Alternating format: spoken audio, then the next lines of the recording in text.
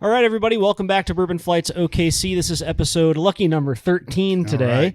All right. And today is kind of a cool one. I finally got to meet our man Nacho over at Camelot. Yes. I'm not going to say Calumet. I don't know why I always want to do that. But I got to go with you on your rounds. Yep. Was that yesterday? 2 days ago. 2 days. Yesterday. Yesterday. Yesterday was Friday, yes. And we were in there talking to Nacho, and I was just kind of looking over what they had. And I've never, maybe I've seen this before, but I just never thought about it. Right. So this is just the regular Henry McKenna Kentucky straight bourbon whiskey sour mash.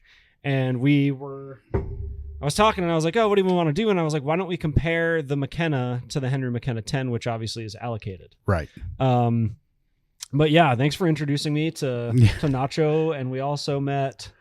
You met Steven from Crown Liquors. I met one of the Carlas from Kicking Bird. Yes, the manager. She's amazing. And we also met, I forget that lady's name, at where we got the Buffalo Trace. Oh, yeah.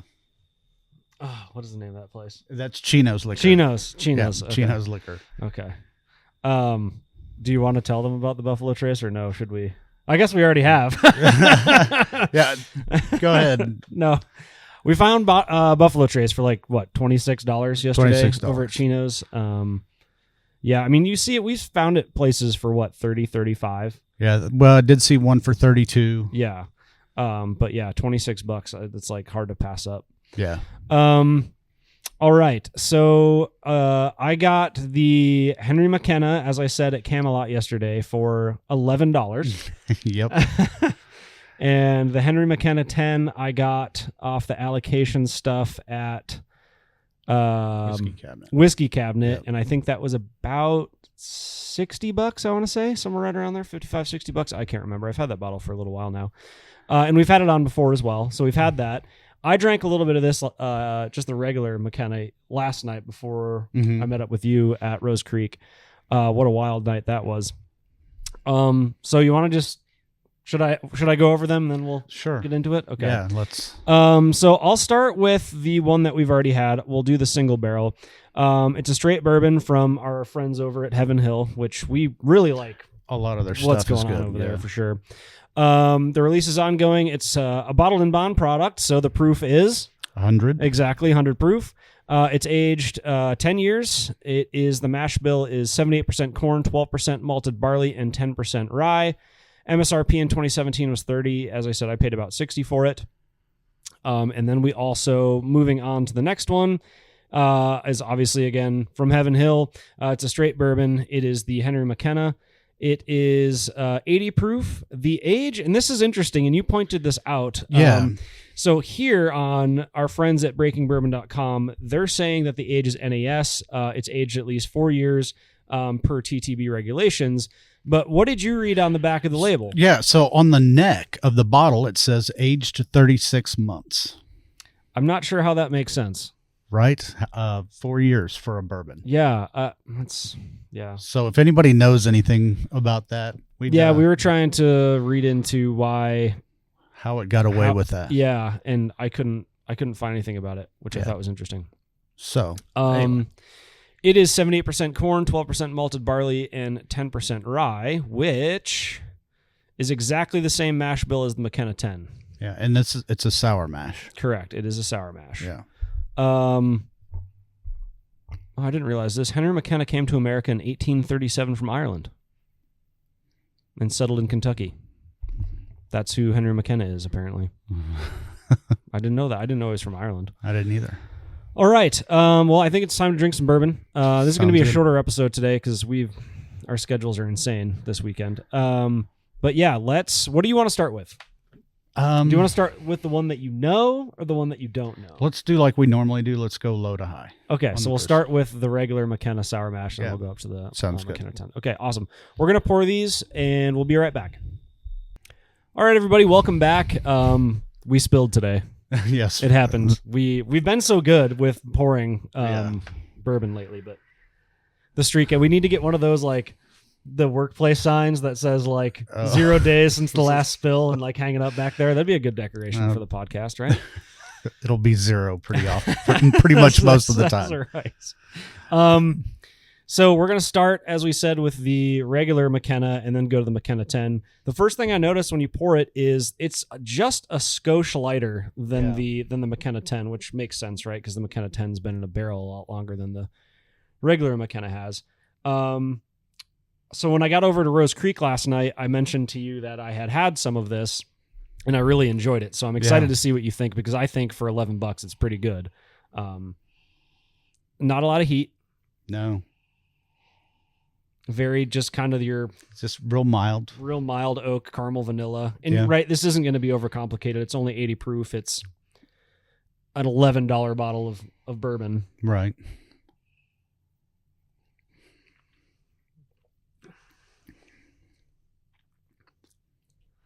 That's not bad. I think it's pretty good for $11. That's different. It's very light. It is. It's not. There's not a lot of mouthfeel to it. I think it's.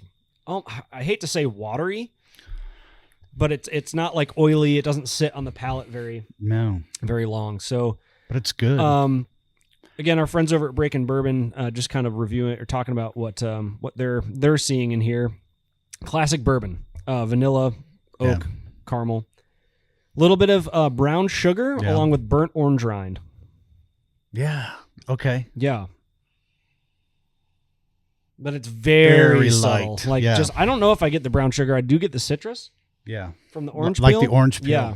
Yeah, it's nice. It smells good. The palate, a thin mouthfeel, carries a soft pecan note. I don't get any pecans. Yeah. No. With that layer between oak and caramel, an absence of spice. The palate leans sweet, but not overly so. I totally agree with that. I would agree with that. I actually kind of like, because it's not like a thick mouthfeel. I'm glad it's not really spicy. Right. Because I feel like that would make it like a little hot on the back end, maybe. Right. The finish, the gentlest incline of cinnamon occurs, creating a moment of interest. However, it's fleeting and the bourbon settles on a baseline of charred oak and mild leather.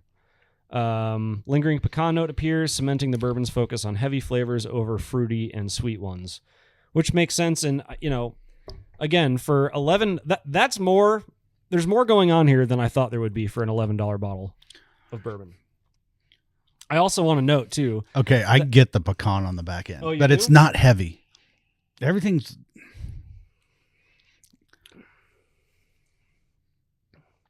You don't get it. No, I get the spice, but you also hate pecans. If you've watched this, you know that. Yes. So I also want to point out. But this isn't. I mean, I'm not saying I hate this. It's good. It's a good for $11. That's a good one to have on the shelf, I think. I would agree with that. I just love Heaven Hill, man. Yeah, I like everything that they do. The bottle and bond. I wasn't sold on it. As I said, I revisited it like a week later, and it's better now that it's had a little bit a chance to breathe, is what I'm trying to say. But that's like the only Heaven Hill thing that I didn't like. Like the mellow corn is Heaven and Hill, and we that wasn't terrible. MSRP $15 for a liter of this. I'd buy a liter of this. It's just like the 1783. They got the Evan Williams. They got those big plastic jugs. No, they're glass. Oh, they're glass. Yep. The 1783 is plastic benchmark jug that I bought. Picked up. Yep. How much was that? I think benchmark. It was $19. Nice for a big liter and a half of benchmark. Right. That stuff's good. So it's funny because I think I told you I didn't even have the regular benchmark until we were hanging out in the pool the other day. So and what's cool too here is they talk about value. They're talking about things like Evan Williams bottled in bond, Evan Williams 1783 small batch, benchmark top floor, the regular Four Roses, and looking at all of those, the only one that I don't know. I like the top floor. I do. And I do like the 1783 small batch. I would say this is better than Evan Williams bottled in bond and Four Roses, and cheaper too, because I think Four Roses is like $20. I think same thing with the Evan Williams bottled in bond.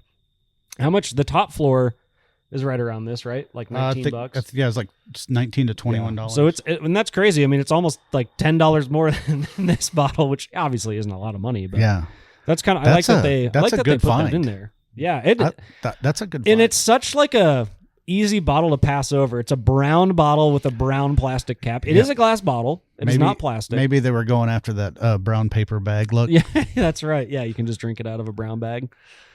Yeah, I'm glad you liked it because I had it, as I said, last night before we went to the club, and I don't think I would to share it with you. I don't think I would put ice on that. Because well, we're going to. Are we going to do that? We're going to do it. Oh, we have to at least try it on ice. Okay. You don't want to? I mean, I think it's so light that if you put any ice in there, it's just going to. But maybe I'm wrong. Yeah. Wouldn't be the first time. Yeah, we'll have to see. Yeah. All right, let's move on to the McKenna 10. Again, we've had this before, and I like this quite a bit. Yeah. Sweet. Not hot. Not hot at all. 100 proof.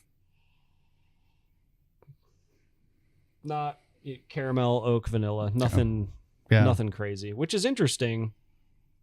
You get a little fruity interesting to me that I think the nose of the regular McKenna is more interesting than the nose of this.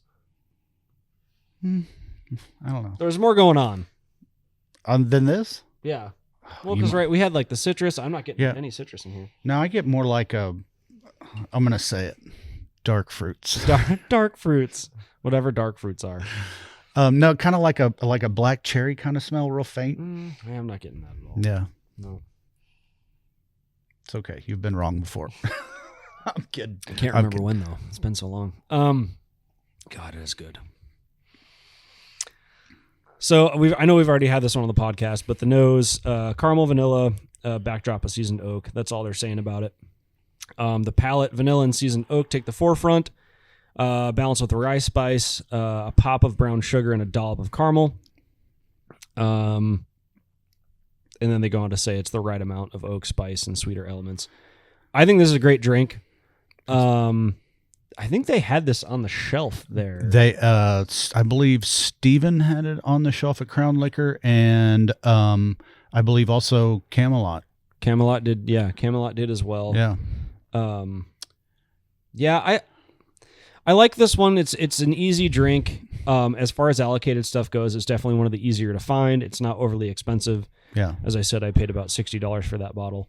It is spicy though. Yeah, it is. It is spicy, but it's a good spicy though. And it's not like an overdone cinnamon stuff. The finish, medium length with a balanced tapering of flavors and spicy burn from the palate. I get spice, but I don't really get burn. Do you? I do. Yeah. You get burn. Okay. Yeah. A hint of leather creeps in, but doesn't overpower the oak and vanilla. It's not over oaked, but the oak is present from nose to finish. Yeah, I definitely get the oak. Yeah, and I mean you're going to, right? It's been in a oak barrel for 10 years. You know? Yeah. Yeah, you're gonna have that oak. Awesome. I think we should put it on the ice. All right. I'm interested to see what it does. I think you might be right. I think it might not be great on the ice, but I still want to try it. Yeah. Okay. Keep with tradition. Yeah. Put it on the ice. All right. All right. We're gonna put ice on these, and we will be right back. All right. Welcome back. We've put just one ice cube in both of these glasses. We've had this on ice before. I know what it's going to do, but I'm interested to see what it does with the regular McKenna. So here goes.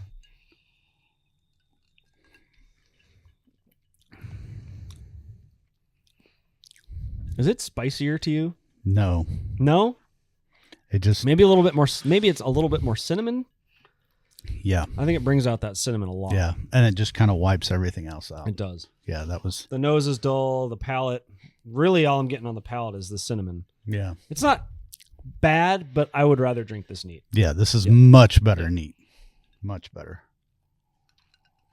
Much better neat. All right, I guess we'll just go right into the McKenna 10.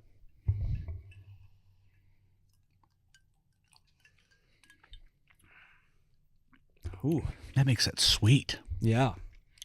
Oh, that's good. See, I like that better. It is good, but it's to me, it's almost a little bit spicier or hotter with ice than it is neat.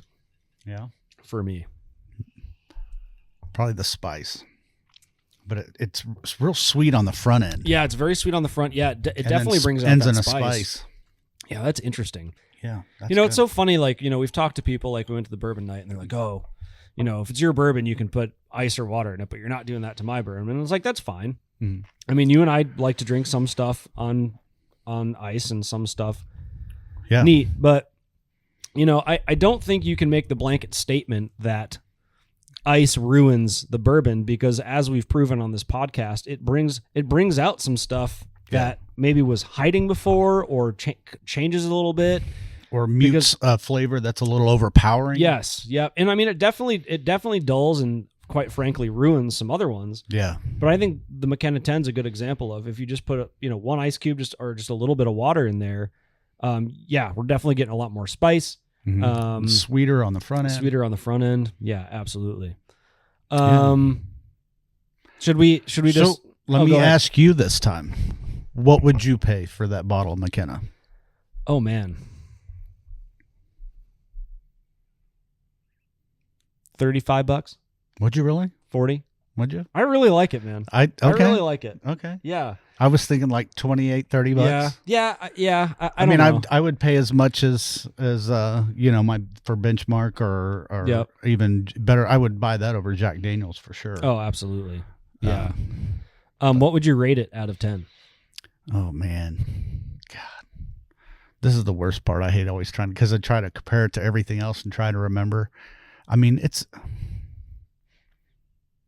I know where I'm at. I bet you. Go ahead. You go first. I'm like a 6.5 on it. Are you? Yeah, I like it. I like it a lot. For $11, like, that's probably the best bottle under $15 that I've ever had. I would say that's probably one of the better bottles under $20 we've had. Yeah. Or $25 even. Yeah.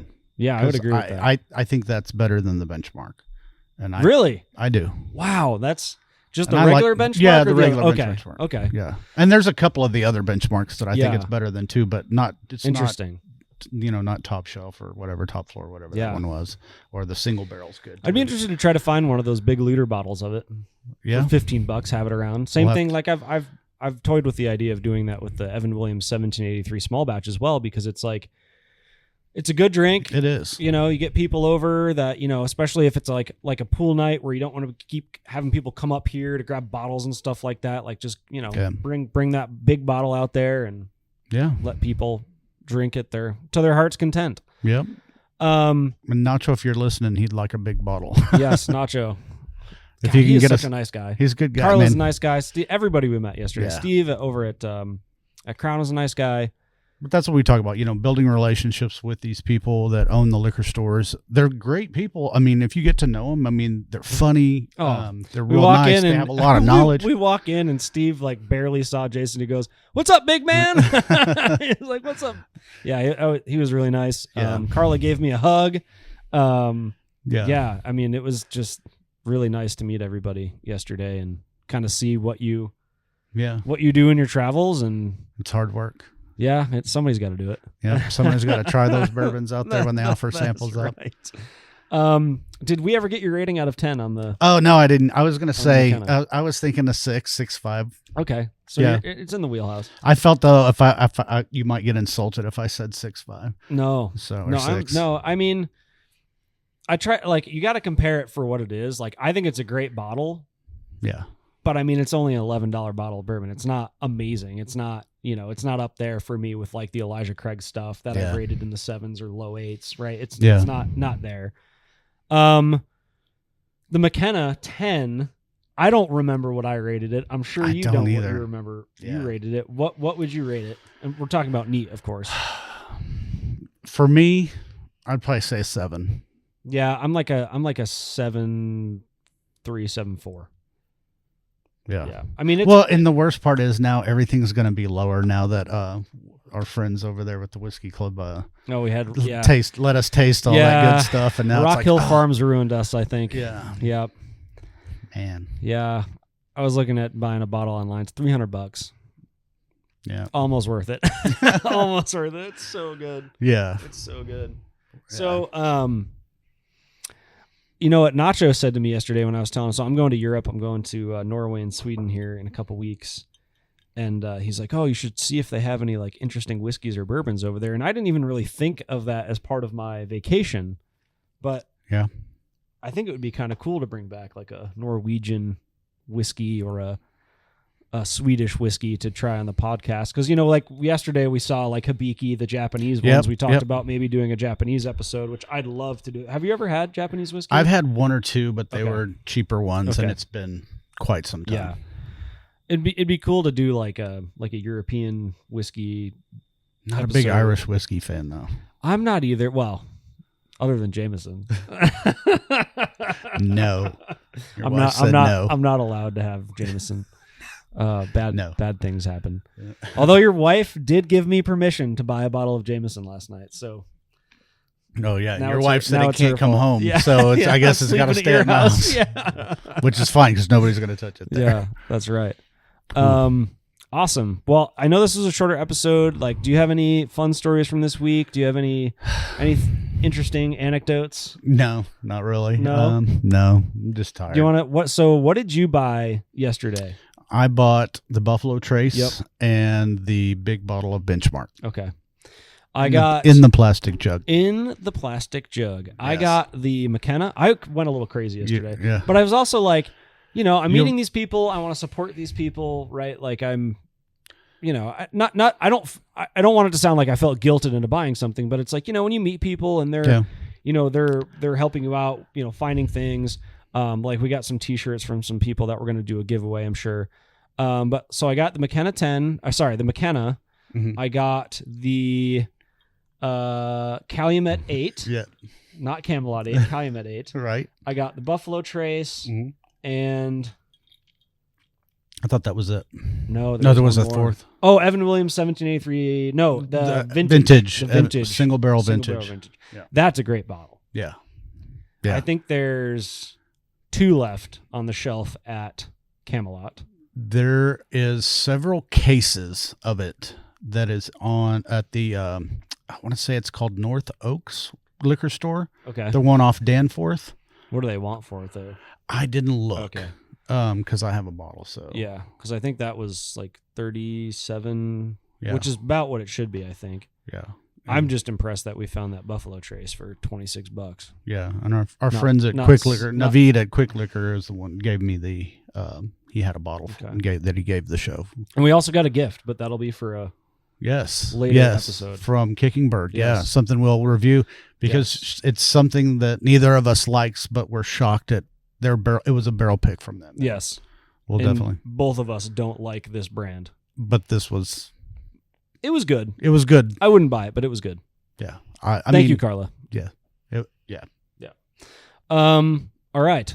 Is it time to end? I think it is. Okay. Sorry. This is a shorter episode. We've just got a lot of stuff going on this weekend, but we're going to be pumping out the episodes this weekend and next weekend because I'm going to be gone, so we got to do a couple extras. Yep, couple extras. I would love to get the Calumet 8 on the pod.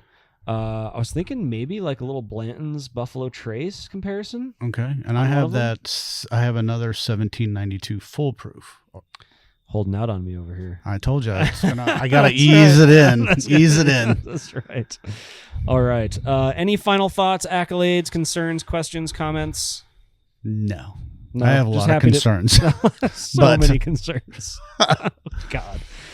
All right, everybody. Thanks for joining us on this bourbon journey through OKC. Remember, there's a world of bourbon out there waiting to be explored, one sip at a time. Until next time, keep your glasses full and your spirits high. Cheers. Cheers.